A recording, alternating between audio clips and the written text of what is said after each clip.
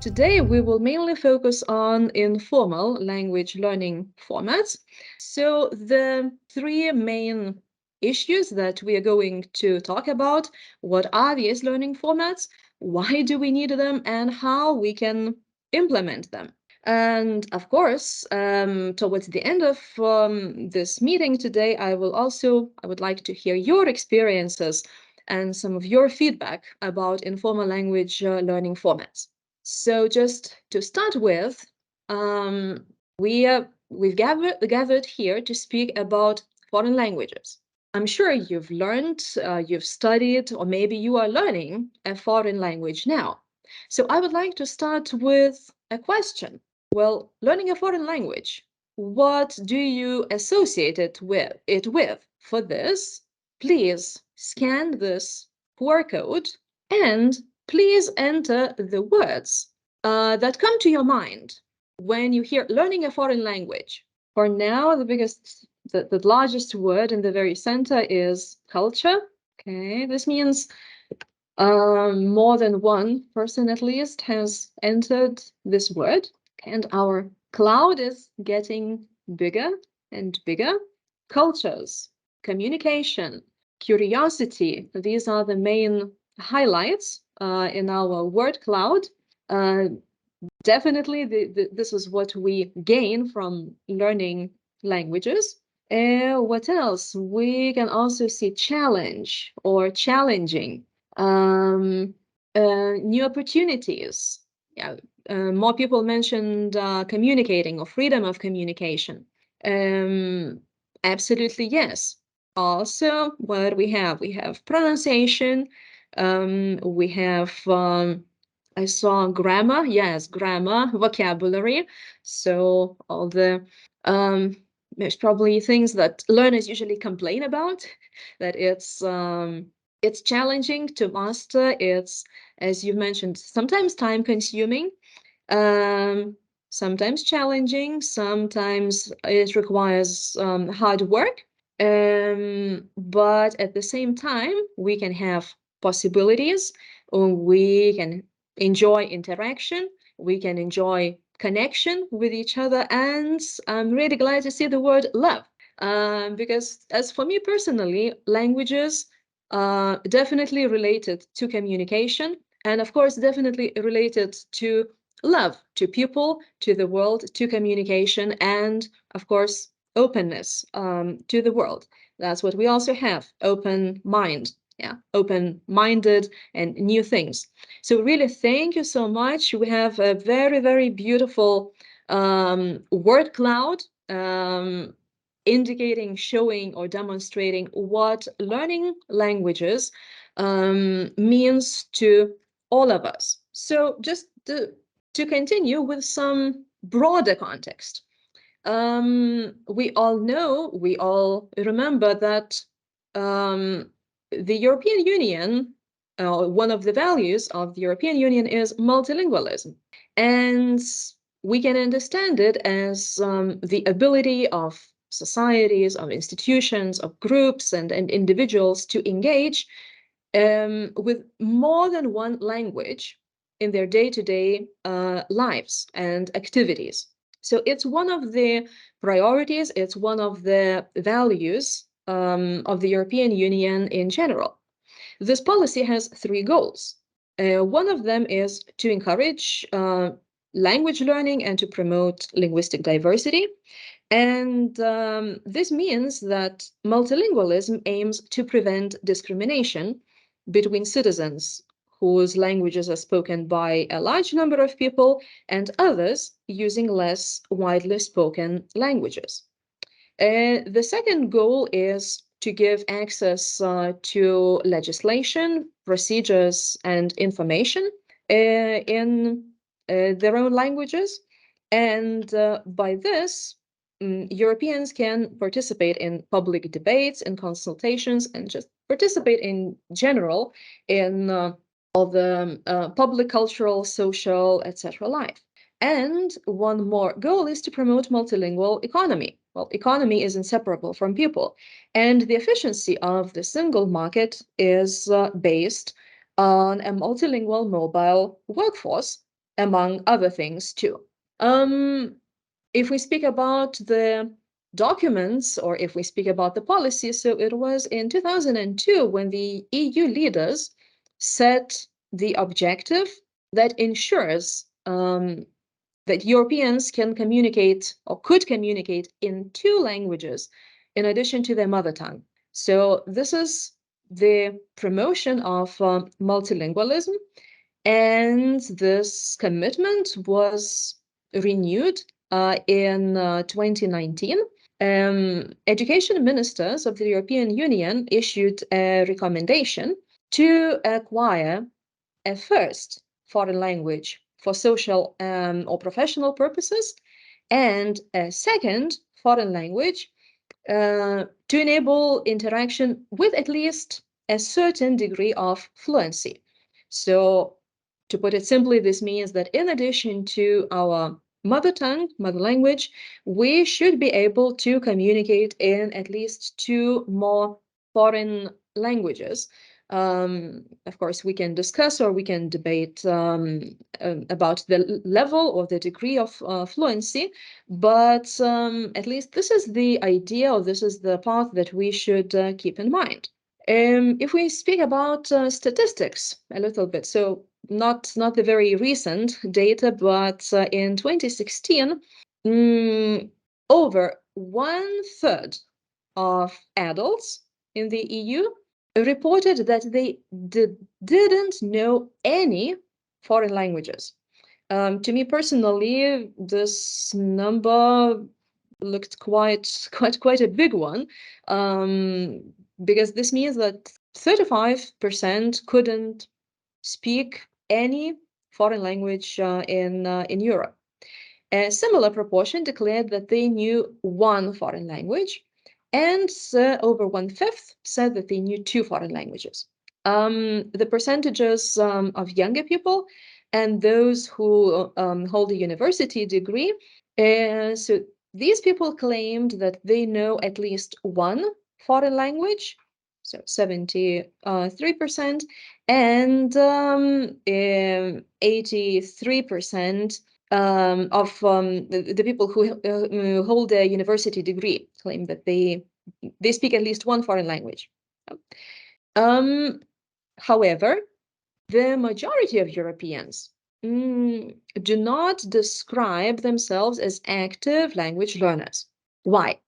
Around a quarter, like 23%, claimed that they have never learned a second language.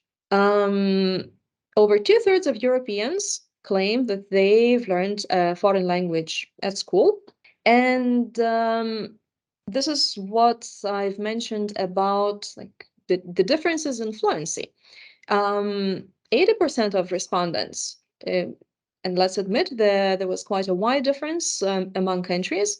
So 80% claim that they can read and write in more than 1 language.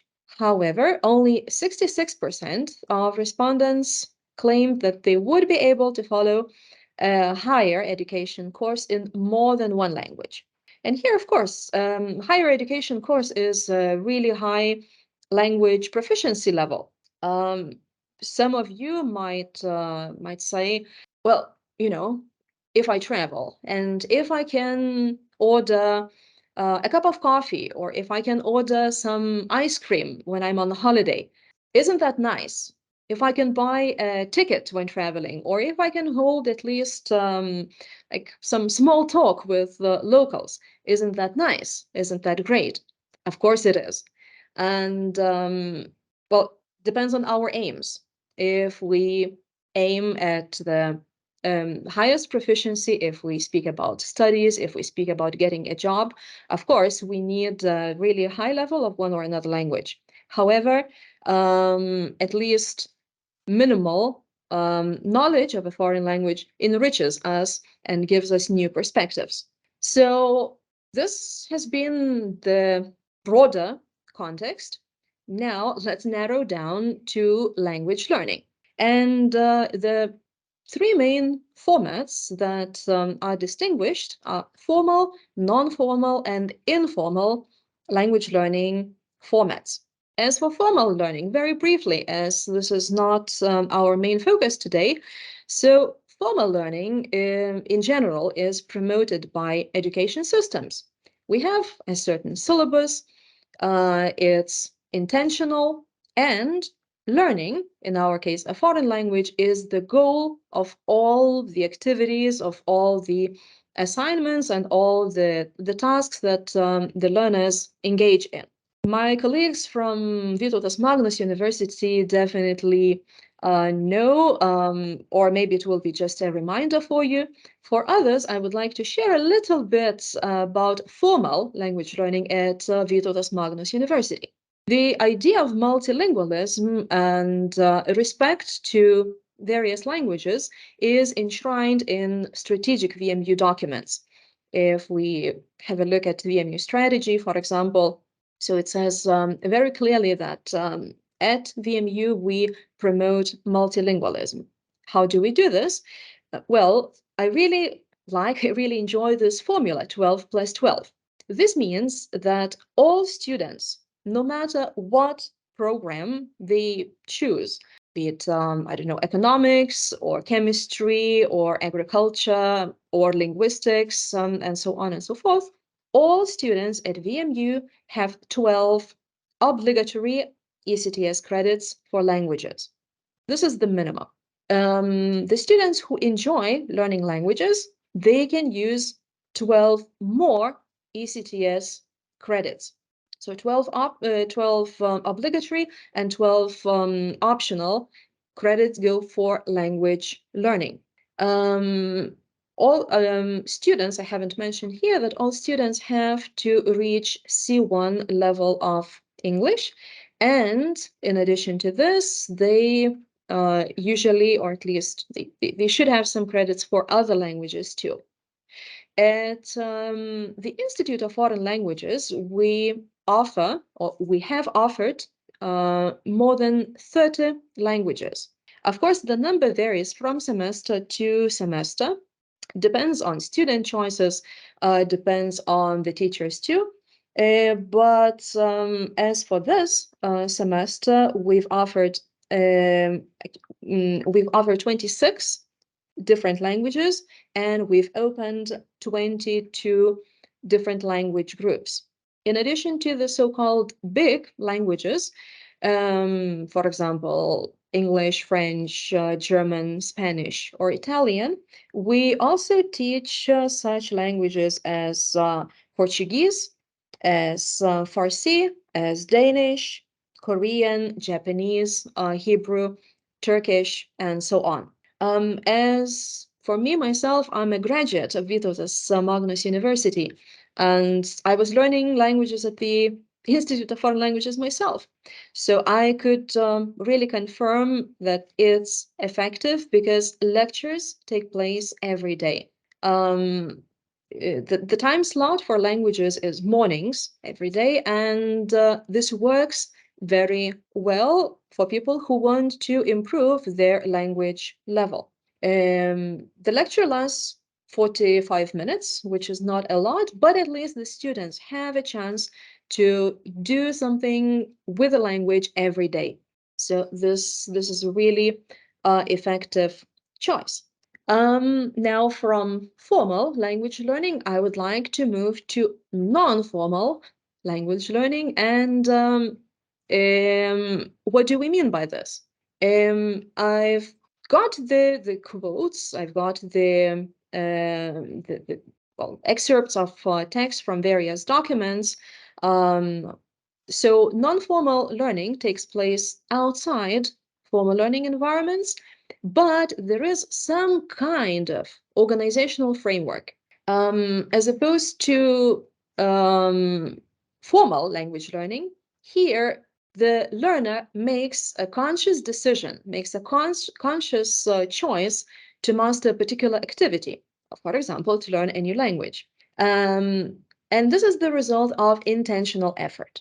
Another idea mentioned that it's organized, it's systematic, it's an educational activity, and different subgroups of the population, adults, teenagers, children, and so on, can join these activities to improve their competences.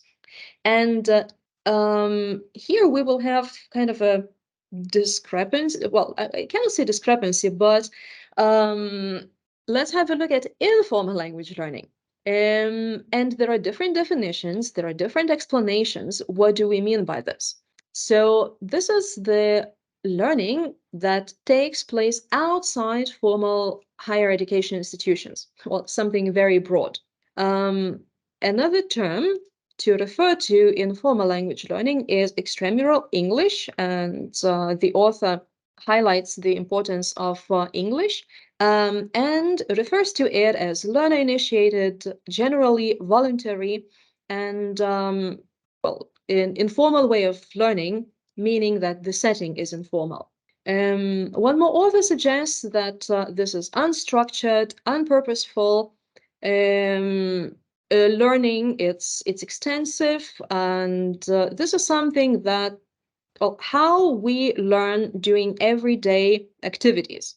Other researchers who've analyzed, who've looked at informal language learning, make a very, very similar distinction between formal and informal language learning.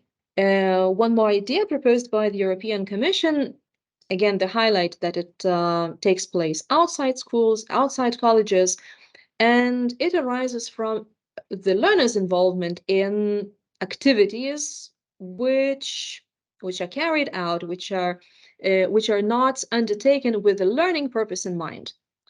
And so sometimes it's called experiential learning. Now, from what you've heard, or maybe from what you know, or what you work with, I'm wondering, what's your opinion? What do you think? Can we make a very clear distinction between non-formal and informal language learning? We can see some votes already. Almost half think that yes, we can make a very clear distinction. Others would say that, well, it's not that possible. So thank you for all of you who have voted and expressed your opinion.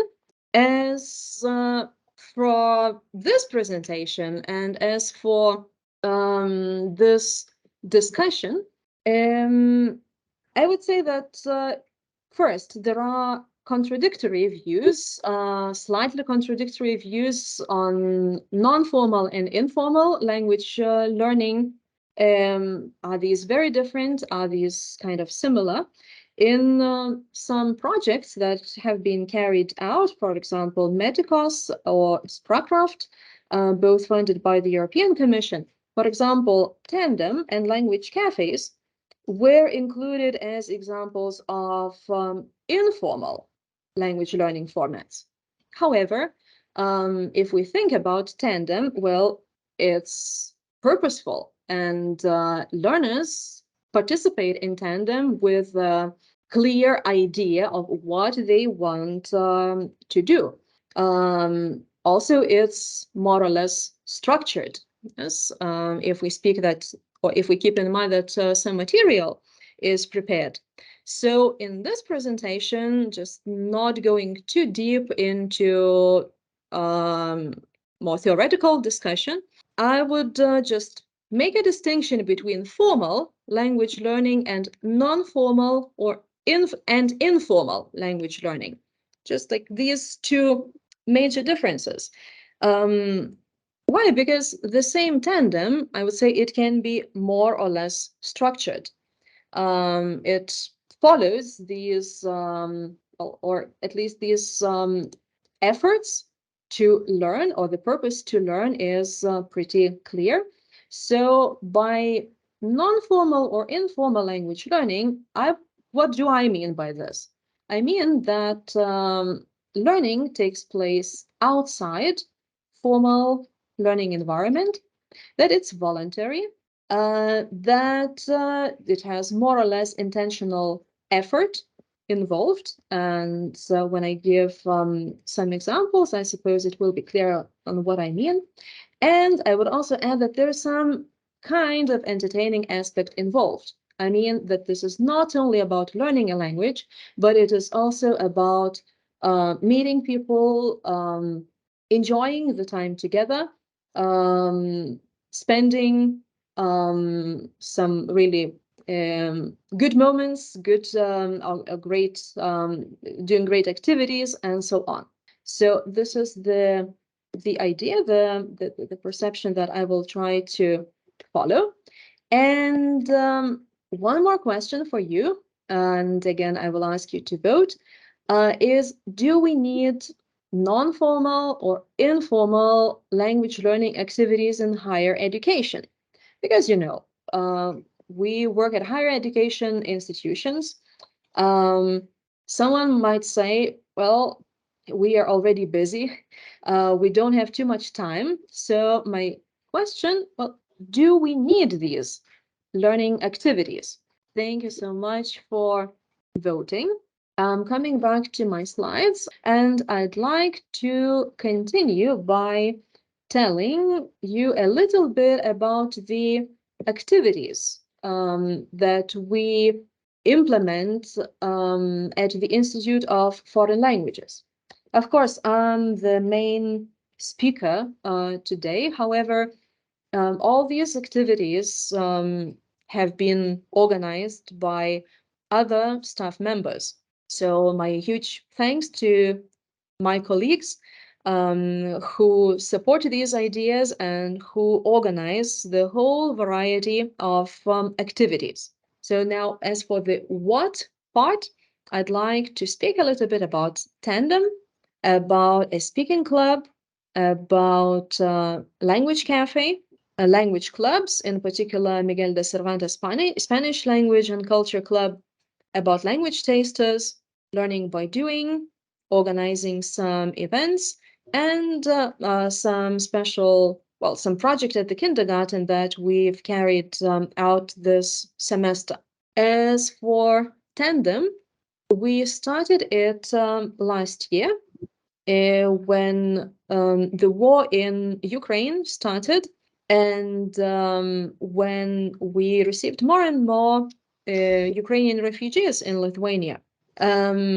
At the Institute of Foreign Languages, we've organized Lithuanian and Ukrainian language courses, which were led by volunteers.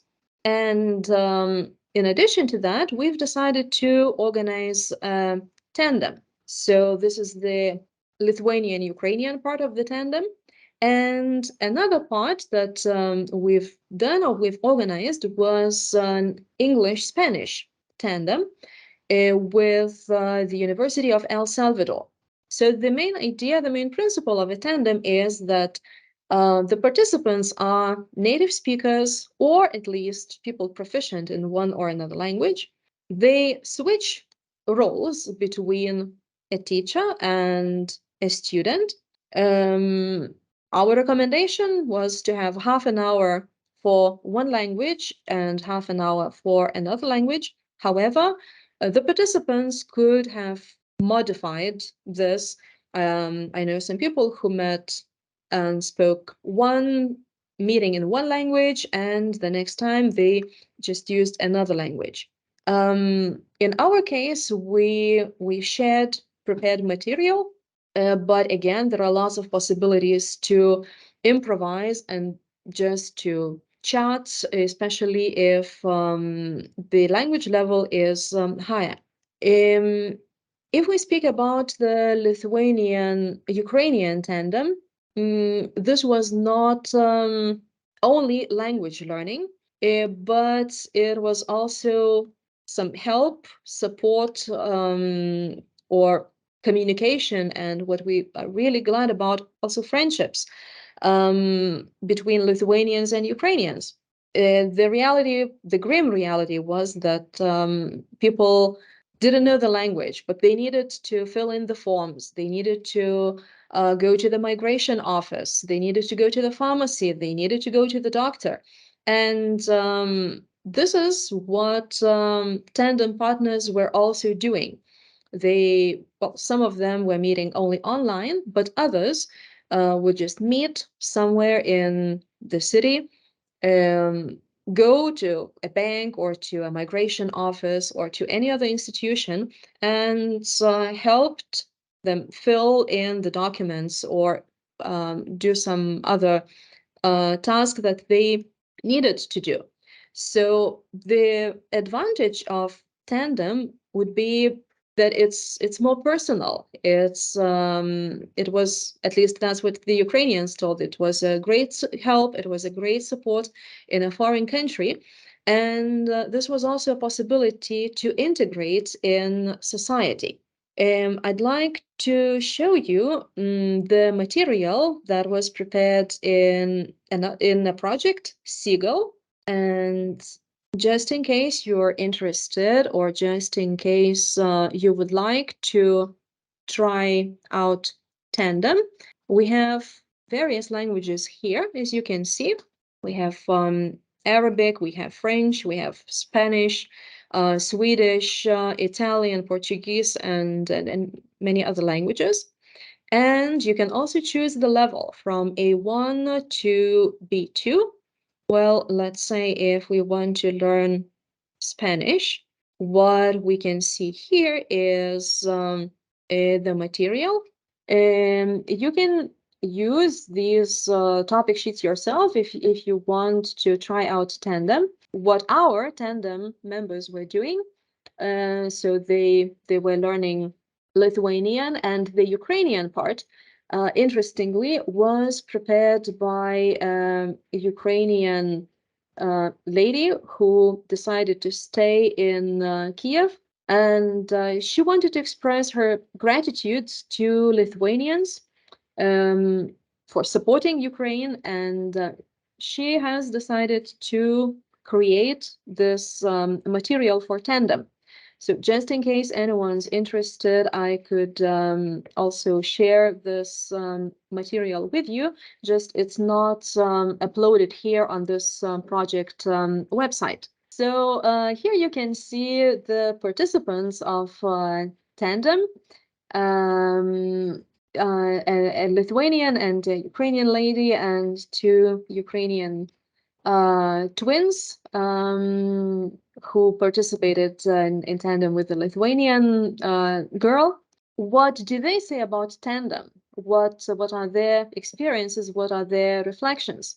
So one idea that it was useful to dig deeper into my mother tongue and to remember how much I love it and how proud I am of it.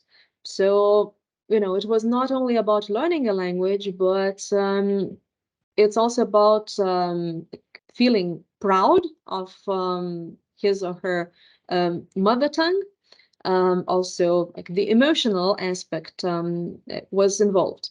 Another participant claimed that I enjoyed the experience of mixing languages, using all the languages I know to explain something to my partner. And here we can see a nice example of multilingualism, because obviously it was really difficult to explain certain grammatical issues. For this, people simply needed more than one language. And one more idea, that it's a great combination of learning and friendship. What really happened was people developed friendships. I know one tandem pair who, like, one person was living in Kaunas and the other in Klaipėda. And for Easter, the Lithuanian member of tandem invited her tandem partner to come and celebrate Easter together.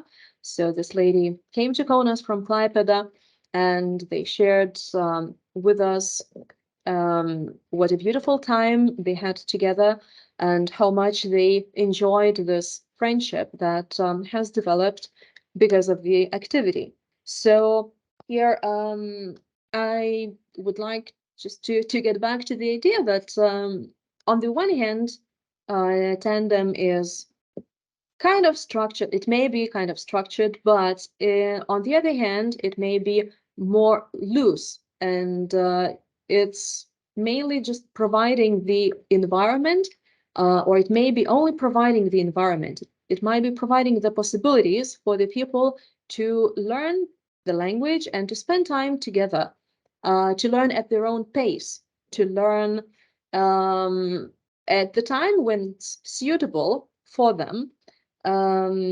It may be categorized differently, and it may take different forms.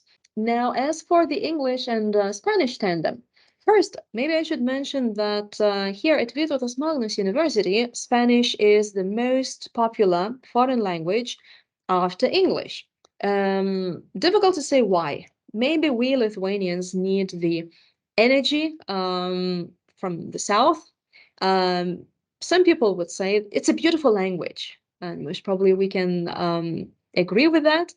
Um, Maybe we associate it with holiday, with the sun, with tapas, with fiestas, with flamenco.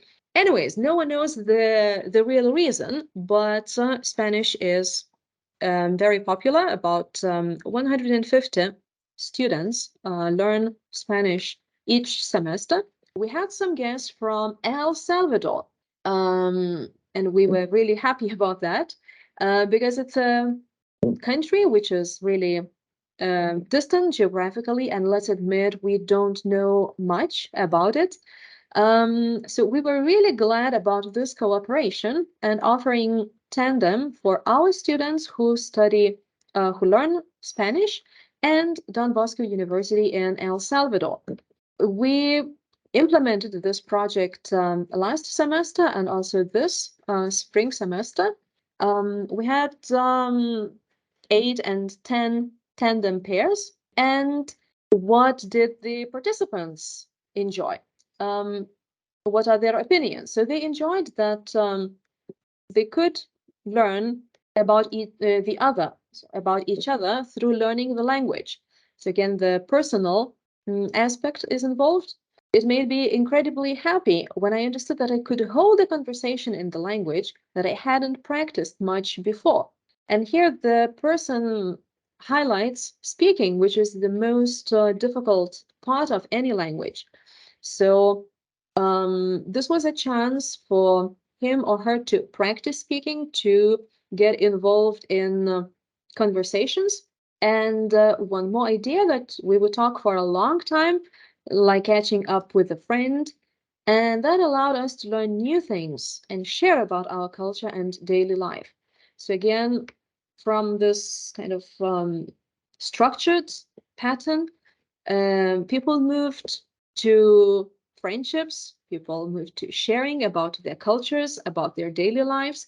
And frankly, I've participated in this tandem myself. It's been incredibly interesting just to talk and just to experience a completely different lifestyle, a completely different perspective. So again, my highlights or my um, generalization here would be that in addition to learning a language, people develop their soft skills, and this personal communication aspect or making friendships, I would say, is really, really valuable.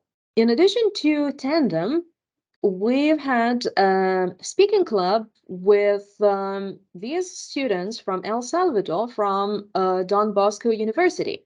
Um, the idea was that not all of them had tandem partners, so we ended up with one more project with the speaking club, and from Lithuania's side, we had students of VMU or pupils from some schools in Kaunas and Ariogala. The idea was that we met once per week, and we had a discussion on a certain topic. In advance, we would agree what's the topic that we are going to talk about and to share about.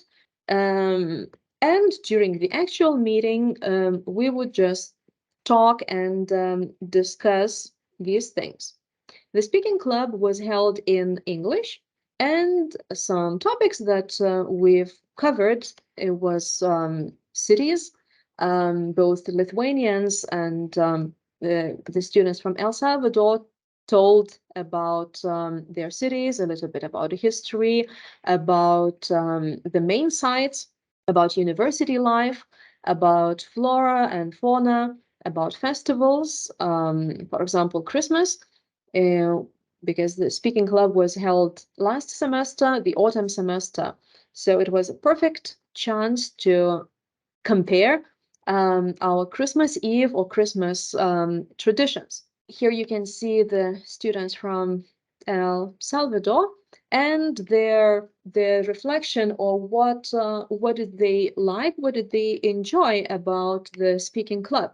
So they emphasized that they practiced English speaking skills. They've improved them. In addition to that, they found out some words in Lithuanian and in Spanish.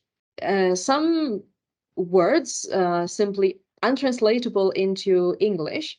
And they also enjoyed that they could represent their own culture. One of the Lithuanian participants highlighted and mentioned, well, she said something like, I even haven't thought that Lithuanian history is so interesting, or that uh, someone might be really so interested in our culture. So all these young people who participated here, they found out about each other, they broadened their horizons, and we are planning to continue this speaking club next semester too. A language cafe. Most probably you know the format. Mm, it takes place in some informal place. People just gather in a cafe. I've been to a language cafe that took place in a bar in Madrid, and they speak various languages. There may be the person mm, who takes the leading role, who explains certain things. However, if this person is unnecessary, I'm not sure those of you who are from Kaunas, maybe you've noted there was a kind of a language cafe or speaking club taking place in some cafes or bars in Kaunas, and there people would just gather together. They would have their languages attached to their outfit, and they could just come up to each other, ask something, and start chatting. So the formats might be a little bit different. However, in our case, or the thing that we've organized, was events at Darius and Girėnas Gymnasium.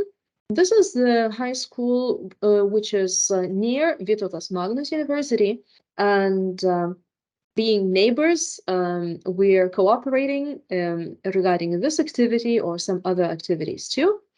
So the participants of our language cafe were pupils from the school and international VMU students.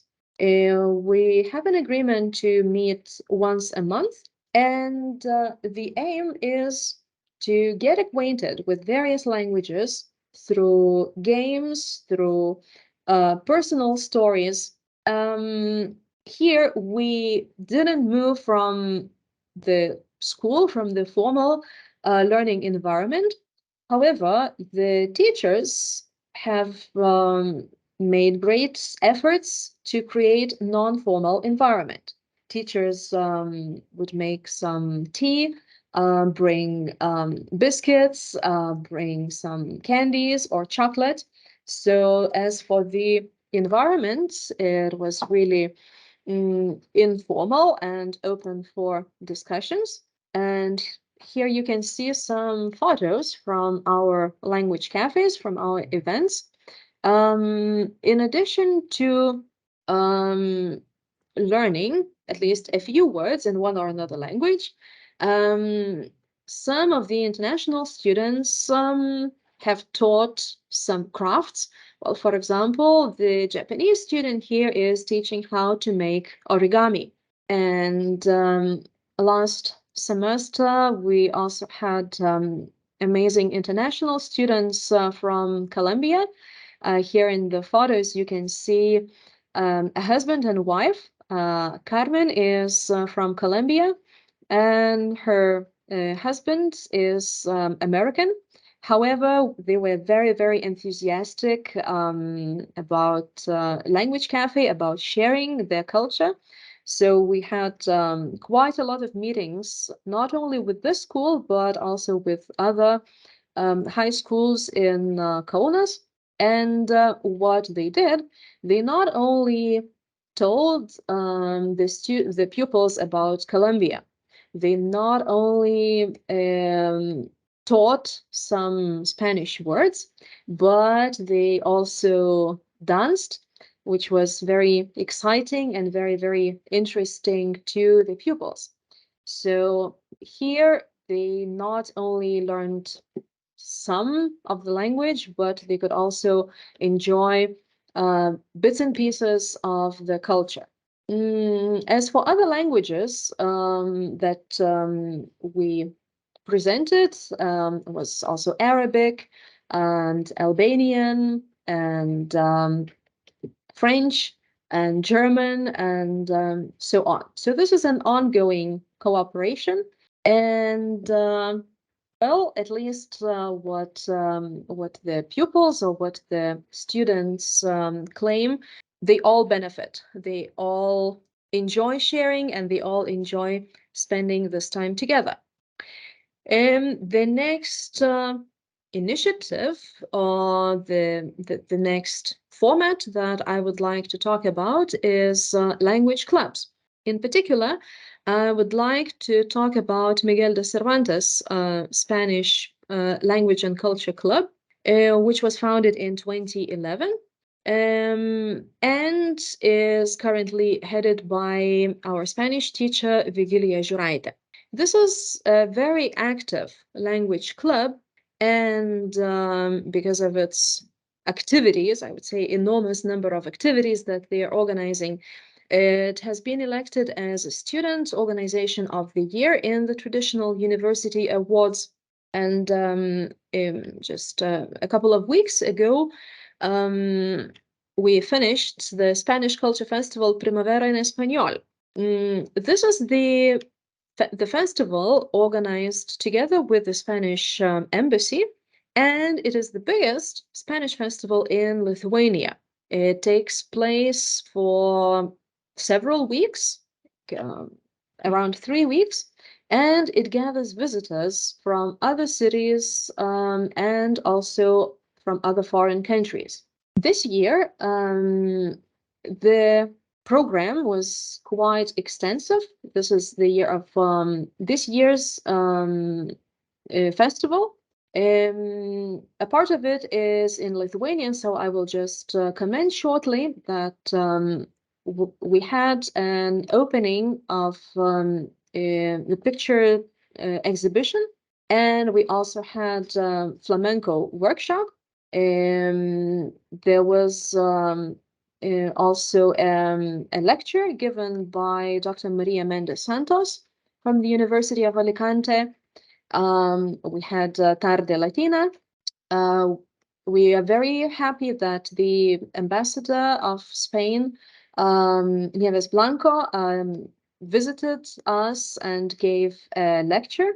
Also, we attracted quite a lot of pupils to the contest El Mundo Hispanohablante y Yo, which is a traditional competition. It has taken place for the 6th time already. There was also a trip, Kaunas en Español. There was a movie screening, a meeting with the writer, a workshop about Spanish cuisine, And the whole festival ended up with concurso de la mejor tortilla de patatas. So quite varied activities, quite an extensive program. I would also like to show you some photos from this event. Here you can see the author of the pictures and the exhibition that we opened. And here you can also see the flamenco workshop. It was held by a flamenco dancer who learned how to dance flamenco in Spain, a graduate of Vytautas Magnus University, by the way. Here you can see the contest of pupils. And if I'm not mistaken, 6 schools participated in the contest. The pupils had a competition about the Spanish language, about the Spanish culture, Spanish-speaking countries, and some of them came from Druskininkai, some of them came from Klaipėda, from Vilnius. So it's involved different schools, different regions in Lithuania. And what are the benefits? Of course, students, pupils improve their language skills. They learn participating in these discussions. For example, the ambassador was giving her talk in Spanish. They also learn words in the competition, participating in various activities, making tortillas, for example, too. What's also important that they improve their soft skills, their communication, cooperation, or leadership skills.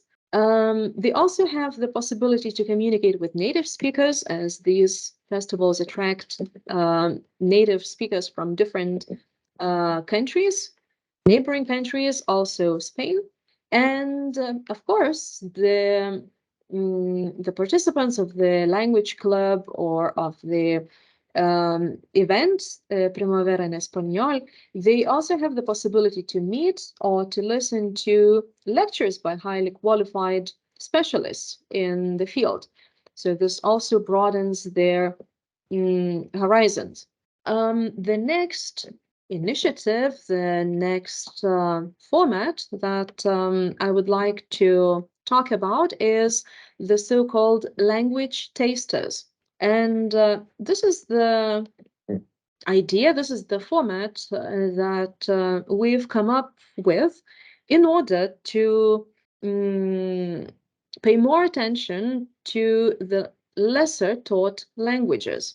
As I've mentioned at the very beginning, at the Institute of Foreign Languages, we teach various languages. However, we cannot open the groups for all of them. Well, let's admit some languages are not too popular. Some languages don't receive too much attention. But in my opinion, we should also give tribute to them. So this is the initiative for that we came up with to organize short online events. And in these events, native speakers or professionals in the language present their native language or present the language that they teach. So here the participants were mainly, the people who held the events were mainly teachers of the Institute of Foreign Languages or international students. And the event would last from 45 minutes to an hour mainly.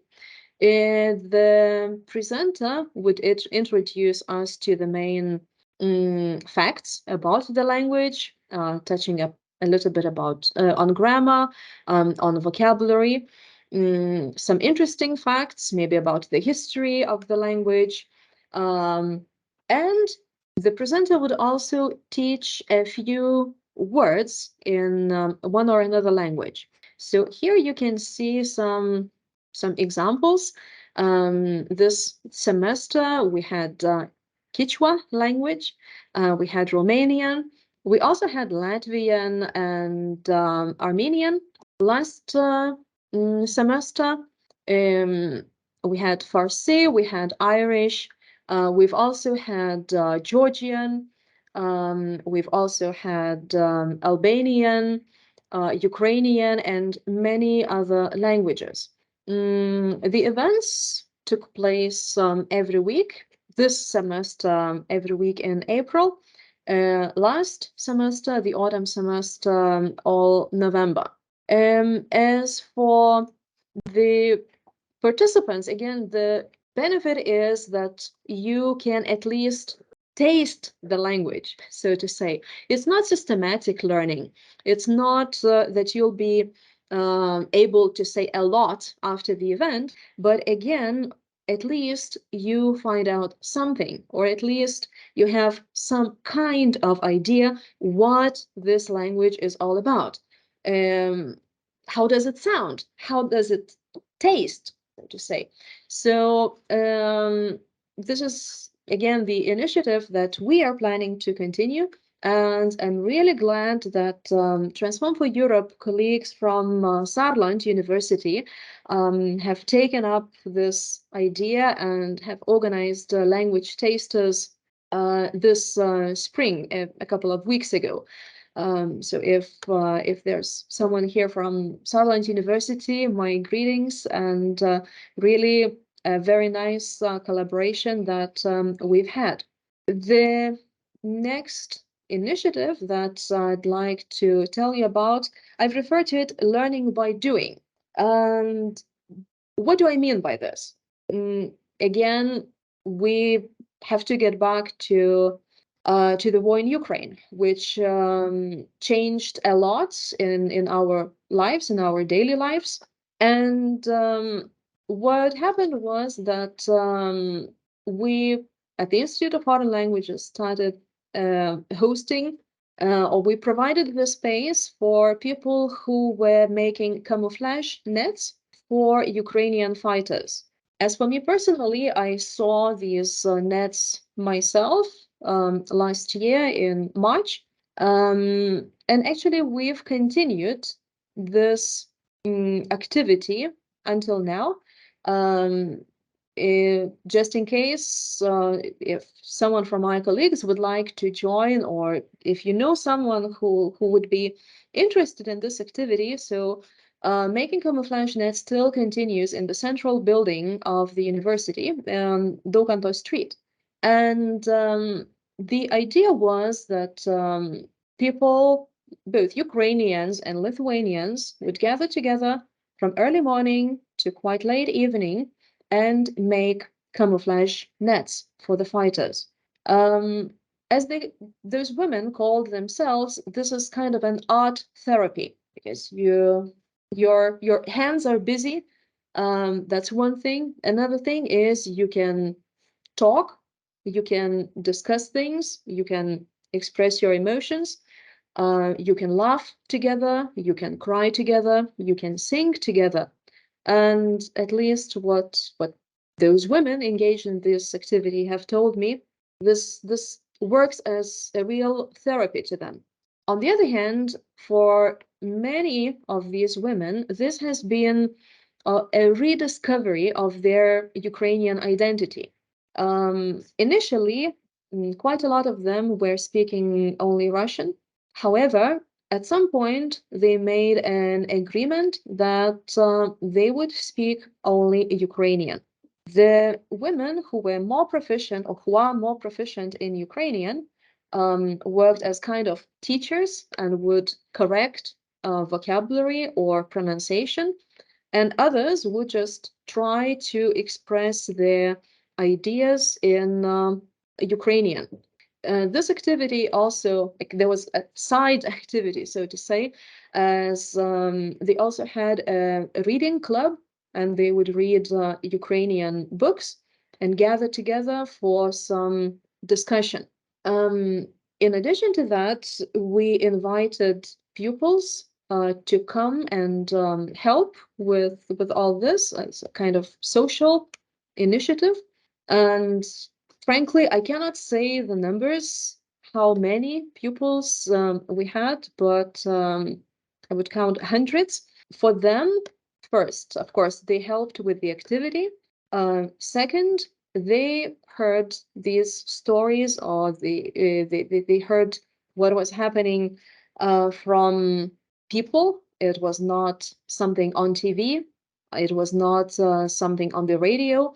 They heard authentic stories, and they were also learning the language. Why? Because, well, we would ask some of the women to introduce some Ukrainian words, to introduce some Ukrainian phrases. The pupils would also teach them some Lithuanian words. So it worked as a very nice mutual cooperation and collaboration. Here you can see more pictures on of this activity. And what we also had a small vocabulary of the main phrases attached to the wall, and the people would also add some words that they needed. They would just write them, add more sheets of paper, and so on.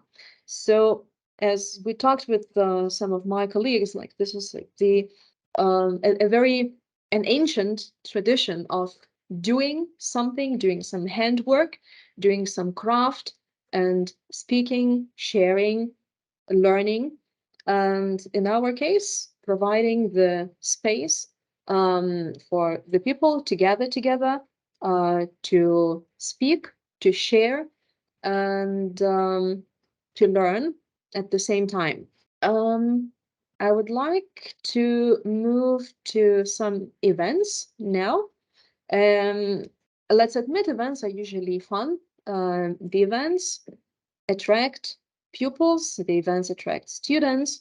Somehow they just want to move away from time to time from their regular language classes. And one of the events that we celebrate, that we enjoy every year, is the European Day of Languages, celebrated on the 26th of September, or some day around this time. What we had last year was we had a game for pupils and students of Vytautas Magnus University. They had questions on languages, and we also had a lecture by the cultural attaché of Portugal. You can see her here in the photo. During the event, she told a little bit more about the Portuguese language and also taught us some words in Portuguese. So the main benefits of the event is that it's fun, it's engaging, and it's also a chance to get to know someone and to get to know at least some words and some phrases. This was the last year. However, before we celebrated the European Day of Languages by organizing a short a competition of a short video related to languages. We've had an orientation game. We've had even a basketball match, and we've had different companies whose representatives come to the university and talk to the students, tell them about the importance of languages, about the need to learn languages, because the reality is that from time to time we receive emails from German companies or from French companies asking for students who would like to get a job in their companies. The only requirement is the language, for example, German or French. when we had these meetings with company members, representatives, the students had the possibility to hear the actual need or the actual importance of learning foreign languages. One more event is called the Garden of Cultures. It takes place every year in Kaunas. It's not organized by Vytautas Magnus University, but we've been participants of this event for a couple of years already. The aim of the event is to celebrate cultural diversity in Lithuania. The participants are various cultures, various representatives of different nationalities living in Lithuania. From our part, from Vytautas Magnus University or from the Institute of Foreign Languages, we organized a game. The participants of the game had to create their own bouquet of languages. This means they had to learn a few phrases in one or another language. And if they could remember the words, if they knew the words, if they really learned them, they would get a sticker on this card. And those participants who collected all stickers with flowers received a prize. So you can only imagine how much competitive it was, especially among children, but not only among children. Grown-ups, adults were also really enthusiastic and interested. Last year we were teaching French, we were teaching Danish, Kartvelian, Arabic, Portuguese, Spanish, and German. So it was a really nice time because there were concerts around, there were other booths with representatives from different nationalities. People could communicate, talk to each other, and we were really glad to be a part of this Garden of Cultures. The event, by the way, takes place in September near the Presidential Palace, those of you who are from Kaunas. One more event last year, it happened around this time, and those of you who live in Kaunas, we'll be having the same event tomorrow. The event is called Neighbors Day. Again, it's organized not by VMU, but it's organized by Kaunas municipality. And along Laisvės Avenue, the main pedestrian street here in Kaunas, we had a whole line of tables and various organizations had their own spot, their own place where they could organize their activities or at least have some snacks, enjoy the atmosphere, and just to felt as a part of this huge community of the city residents. From our part, from VMU and the Institute part, we had not only snacks and not only tea or kvass, we were also focusing on languages, of course. And last year, our main purpose was to find some similarities between Lithuanian and Ukrainian.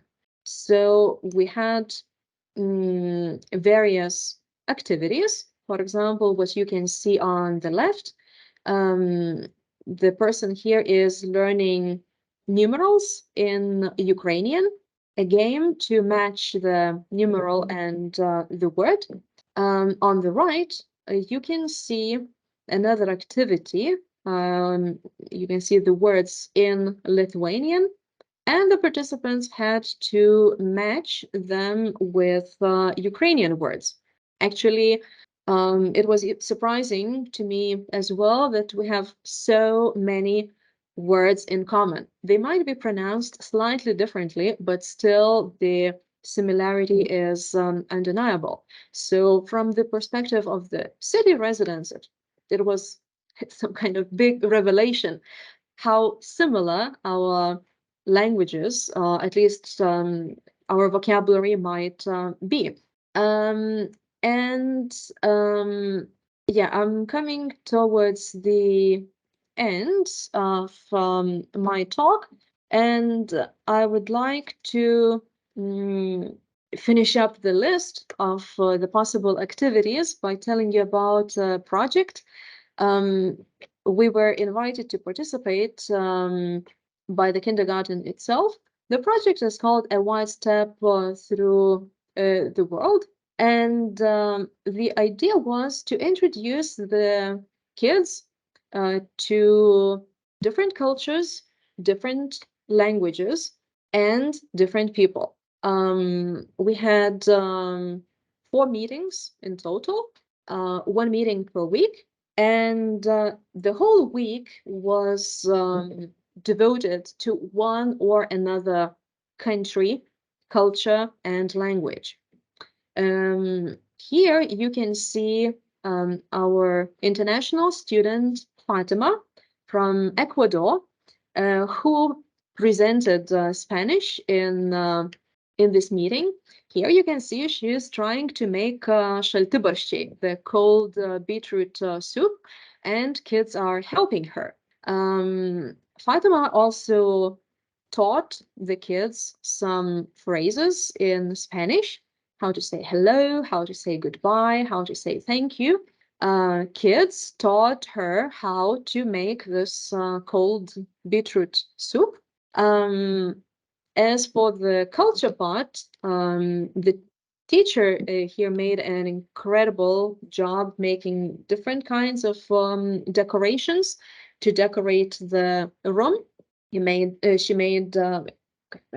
jungle from paper in the room, and the whole concept, the whole idea was very, very interesting, and you cannot believe how much the kids were engaged and happy to meet someone from such a distant country. Here you can see how Fatima is teaching numbers, how to count from 1 to 10. And here you can see another international student from VMU, Ralph from the UK, who is making pancakes. So what he did was he taught the kids some words in English. They also sang a song, and kids helped Ralph to bake pancakes. We also had some nice tea together.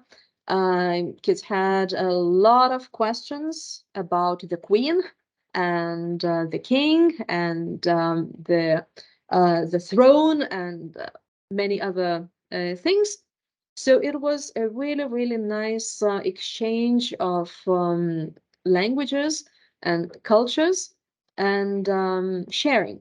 So just in case you have this question, why? Why do we need all these activities? Why do we need to invest so much time and energy and effort? I would say there are 3 main reasons. The first reason is to create or to contribute to creating an ecosystem for learning languages. And an important part here, I would say, is encompassing various levels of education. Well, yes, we are a higher education institution, and yes, mainly we deal with students, but first, students also need to get away from, I mean, I will put it differently. Students should also find some enjoyment, or students should also find some other activities in addition to lectures. Also, we work with schools. These are our future students, and this is school time or even kindergarten time is a perfect time to introduce the pupils or kids to languages. So our aim is to encompass various levels of education. Another aim, another goal is to create a safe environment, to create the possibilities to improve language skills outside the classroom. Again, formal education is very important, but let's admit that we may learn a lot from these informal activities. By safe environment, here I would especially like to stress, to emphasize Ukrainians who really needed this safety. And not all of them had the possibility to be enrolled in formal language courses. So for them, it was an opportunity to learn the language, I mean, tandem, or to rediscover their own identity. And of course, in general, to the last aim here, the last goal, why to arouse interest in languages and cultures, simply because we live in a small world, in a beautiful world, and it's a chance for us to find out more about each other. Because this is what we need in these during this time, in my opinion, cooperation and connections and friendships, of course. Now, I would like to ask you, what are your experiences with non-formal or informal language learning activities? What are these activities? Maybe you're organizing many of them. Maybe you would like to get involved in them.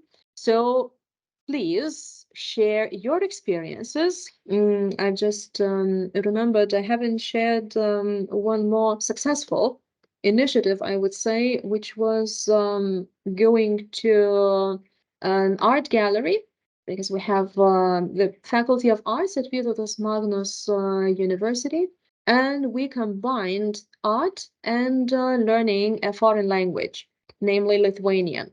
These were the events addressed at Ukrainians again. Oh, this was really topical last year. And the experience was really enriching because the participants of the event could enjoy the art exhibited, and they could also learn some words, for example, colors, or for example, the objects that they could see in the pictures.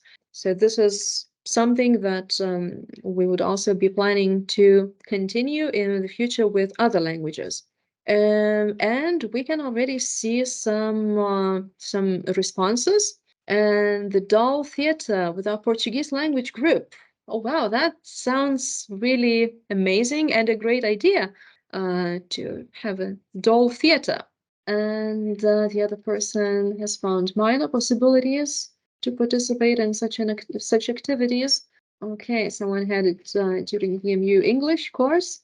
Okay, so it seems you were combining formal education and some informal or non-formal language activities, which is great. Let's wait for more opinions or more experiences. One more opinion that we can see that the work context is totally formal.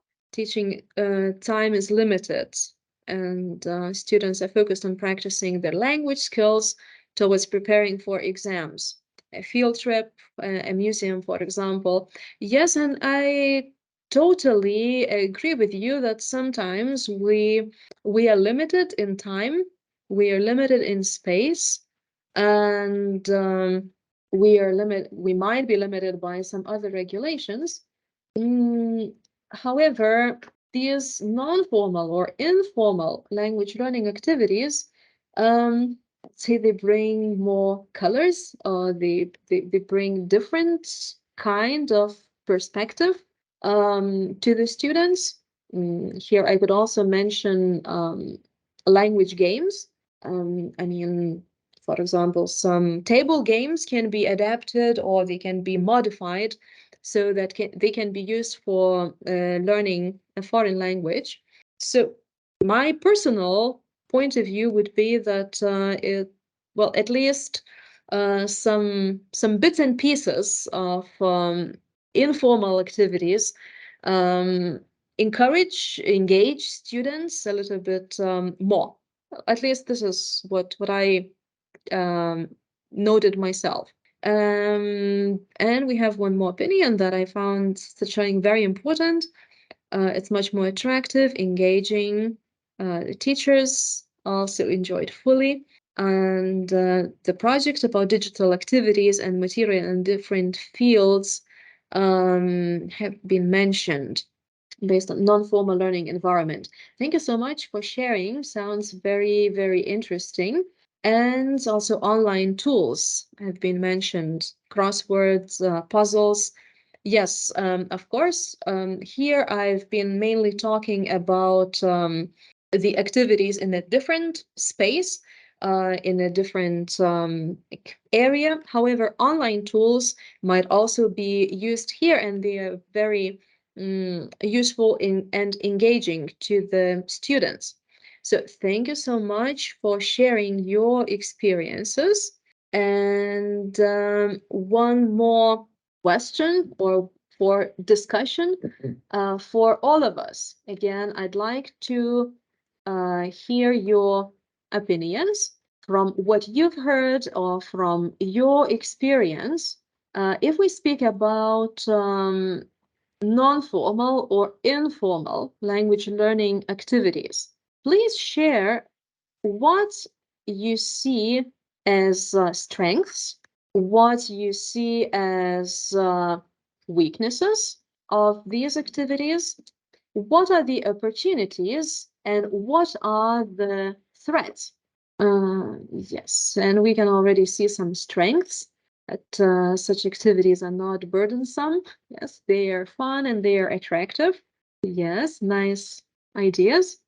Yes, one more strength that we have discussions on different and on current topics, more attractive, more freedom, not restricted by some rules, more enjoyable. Okay, very nice. Interesting, interactive, cooperative. Yes. As for strengths, I could also add that they're usually learner-centered. So the learner has the responsibility on his or her choices. I would also highlight the social aspect or the development of soft skills. And usually there are no marks. So students who are really worried about getting or not getting a good mark can relax a little bit more. They don't get evaluations, which could also be viewed as a strength using these activities. One more strength that I could add would also be integration.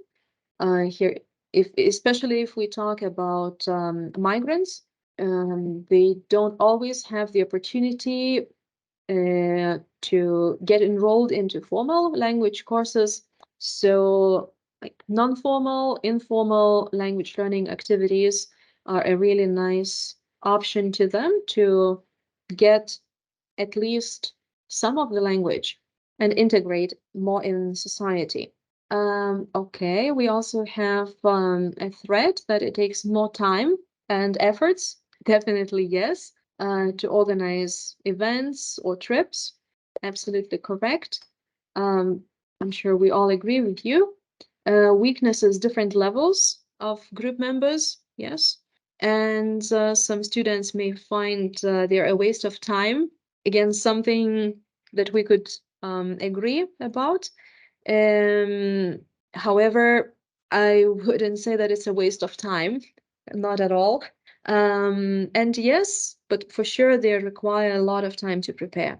Yes, and someone has also mentioned that they could become too relaxing and not so beneficial in terms of structure, rules of the language. Absolutely, yes.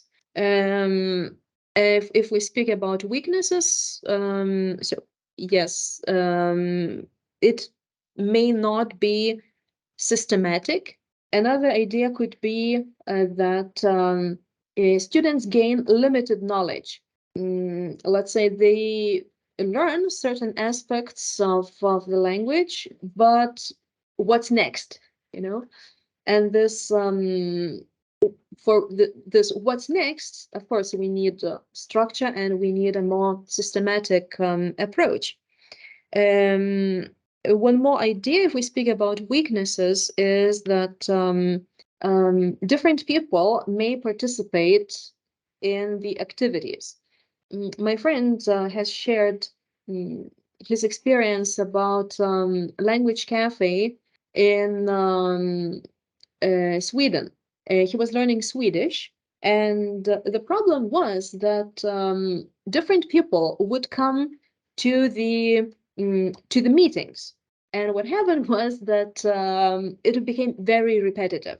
The teacher would start with the same questions. Okay, so what's your name, and where are you from, and why are you learning Swedish, and what are you planning to do in Sweden, etc., etc., etc. So he told it, well, just because different people were participating, it got so repetitive that I really got tired of all this. Then, as for weaknesses, I could also add that it's more difficult to reach higher levels if you learn only using these non-formal or informal language learning activities. Of course, I think we would all agree that we need structure, we need rules, we need this formal approach. If we just stick to these non-formal or informal activities, it might be very difficult to reach higher levels. Also, motivation may decrease. This is what happened to the friend that I've mentioned. He just lost interest or lost motivation of participating in this language cafe. And maybe one more weakness could be that, well, there is no commitment. It's based on like voluntary efforts, on the willingness to participate, but there's no commitment, and you may just drop out, or you may say, well, I don't have enough time, or well, I don't, I'm feeling tired today, or I'm feeling sleepy, I won't go. So this was about weaknesses. Now we also have some opportunities. That a good climate in the group allows you to be more confident. Yes, it allows you to get acquainted with other foreign languages and traditions. That's definitely an opportunity. One more idea that these activities should become part of the curriculum at school and university, and that they bring variety to classes and consolidate students and the teacher. A really nice idea. Thank you very much. Here, as for opportunities, I would also add that, yes, such activities could arouse interest or motivation. They also open up the opportunity to develop tolerance, to develop openness to different people, different languages, and different cultures. I would say they also create opportunities for multilingualism, because in these activities, if we have a mixed group, pupils or students may need to communicate in different languages. And of course, the opportunity to improve not only language skills, but also soft skills, which are really important in our lives. And for now, we have only one threat, that it takes much more time and efforts. Um, the idea that I've mentioned as a weakness might be as a threat. I mean that motivation may decrease. Some colleagues of mine have shared that they were organizing some activities for students, but they ended up that no one would come to the activities. So there was a lack of motivation or lack of time, but it may happen that you invest all this time, you invest all your energy, and then oops, nothing happens. What I could also add that well, if non-specialists, I mean, if there is no teacher, if student is working with a student, especially in tandem, for example, the person might be taught some wrong forms, or the explanations may not be clear, and then the person might learn improper grammar or improper vocabulary. And if you just hear some word or hear some phrase participating in one or another event, you may forget them. So this could also be a threat that, on the one hand, you invest the time and money and energy and everything, and you don't reach the result, or the expected result. So again, kind of difficult to say. Well, if it's a weakness or a threat, there's probably some kind of combination. But all in all, it seems we all agree that these non-formal or informal language learning activities, they have the potential, they have their advantages, they are engaging, they are interesting, and this could be our nice generalization, that they would really bring variety to classes and consolidate students and teacher, and also bring different ideas to the class. So from my part, that would be it. Really, thank you so much for sharing your ideas, for sharing your experiences. Thank you for your time devoted to languages, to talking about languages. So thank you so much. Ačiū. And maybe you would be having some questions. I just have a quick question. Sure. Would it be possible in any way to have more, oops, sorry, my phone is ringing. Any more information on some of the events that you mentioned, on how they took place, or any other details? Oh, yes, of course. You could contact me by email. Okay. Yeah, you can see my email in the chat, and feel free to contact me, and I will be more than happy to answer your questions or to share some ideas on how to organize these activities. Thank you so much. Would be really glad to cooperate and to share. Thank you.